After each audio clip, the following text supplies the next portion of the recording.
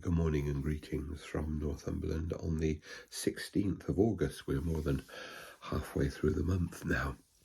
It's a dull day or a dull morning with, I hope, the hope of a little bit more better weather later on, but who knows, in this strange summer. Today, after the festivities of the Feast of the Blessed Virgin Mary, yesterday, we have a passage from Matthew chapter 18, and I'm particularly looking at verses 15 to 18. Well, 15 to 17 really. And it's about disputes in the church, or disputes among Christian people, or disputes among the disciples of Jesus.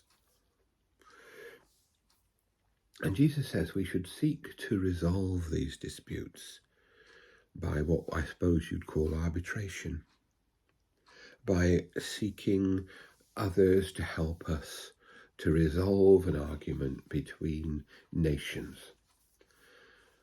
between individuals. And I suppose it's the sort of principle on which the United Nations was formed, and on which it's sometimes effective and sometimes it's not effective. But Jesus is saying to us in our personal lives, we should seek to resolve the arguments we have. There are, however, times when I think we have to leave things behind because they are unresolved, because other people will not resolve those arguments. And we then, as human beings, as individuals, have to try and move on from what is resolved and what is unresolved. And to not let a creeping cancer of hatred or wounding or anything get hold of us. We sometimes see people after law court cases or after terrible things have happened to them, stand up and say they forgive someone else. That always fills me with tremendous hope and tremendous admiration for their courage.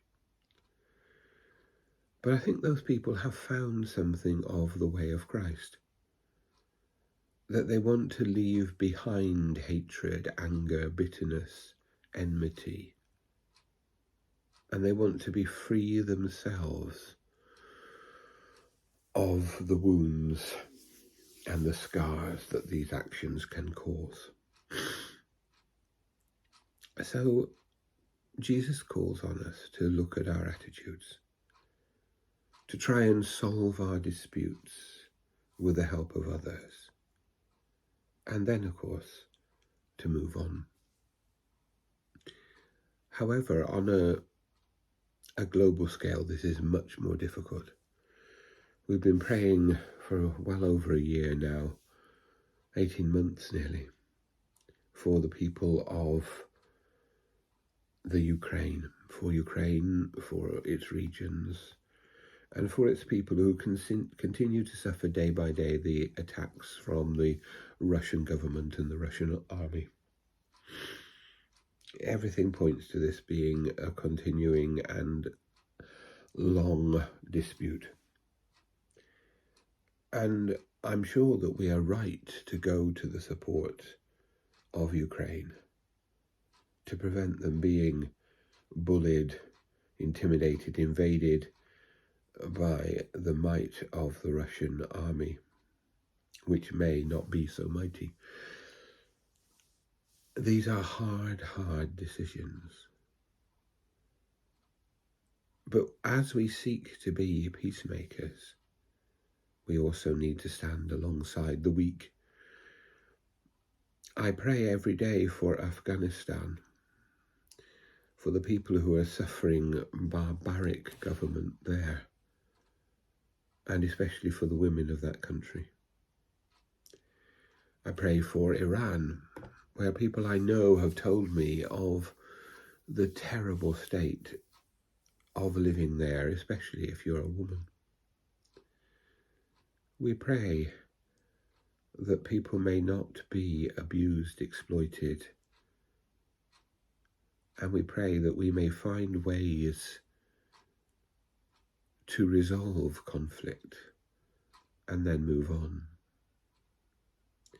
But all of this depends on our ability to stand with the weak and not to exult with the powerful.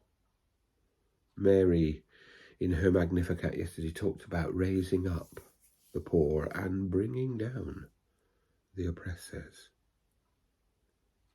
We continue to pray for peace and justice and reconciliation in our individual lives and in the world. May God bless us.